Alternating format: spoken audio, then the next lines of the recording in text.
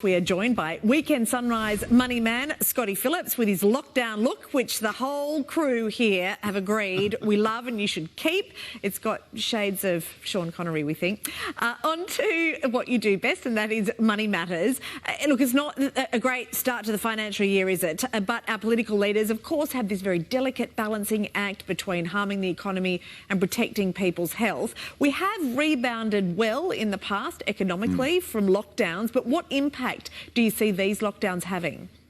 Good morning. Thank you for the kind words. Look, it's a really important one because what we don't yet know well is what the flow and impacts are. We know it's about $1 billion a week, and that's big. It's not something we can't escape from, but the concerns are twofold. Firstly, what does it do for businesses and jobs that are going to be permanently lost? That means not only are we losing money now, but that doesn't come back if those jobs and businesses are lost or closed down. Secondly, what does it do for confidence? In the past, we've sort of said, okay, one lockdown, two lockdowns, we're out of it now. We're finally free to go and spend again, to hire, to invest. When that goes into reverse because people are saying, well, hang on, what does come next? We don't know whether we should go and spend that money. That's the real concern. It may be that we need more stimulus. For now, fingers crossed. I think we can get out of this one. I'm an optimist, as you know, but it is something we need to keep an eye on. We just mentioned stimulus there. The Reserve Bank has announced that it will be easing its economic stimulus. So what have they been doing up until this point to prop up the economy?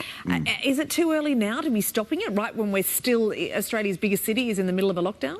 Super tough, isn't it? Look, the RBA's got to do two things. They've got to look at now and they've got to look at the future because they know whatever they do now impacts 3, 6 or 9 months down the track, Mon. So they've got to say, okay, what do we need to do right now? But also, how do we make sure we don't create unintended consequences in future? We know rates have been kept low. They've also been buying bonds, which is way too complex for a Sunday morning, but effectively they're trying to keep those medium and long-term rates also super low. And that's why we've seen some really cheap long-term fixed-term mortgages, for example. That's the bit they're going to start to relieve a little bit to tell the market, look, rates will go up in future, start getting ready for it. It's not going to hurt just yet, but as you say, the real concern is if they do it too quickly and too suddenly, they may cause problems if the economic recovery does start to slow. Yeah, right when we need our confidence being built. Now, credit cards in the news again, Scotty. $10 million in compensation paid. That is following customer complaints. What are your tips for getting the right credit card? All right, so this is a really ugly place, Mon, because we know none of us shop around. When was the last time any of us went to the bank and said, look, I want a better rate, or looked around for a new credit card? The banks know that. You can get credit cards for 10, 11, 12% interest. Most of us are paying 18, 19 or 20%. So firstly, don't carry a balance if you can afford it because then you don't pay any interest. That's number one. Number two is don't be lazy, don't be lethargic.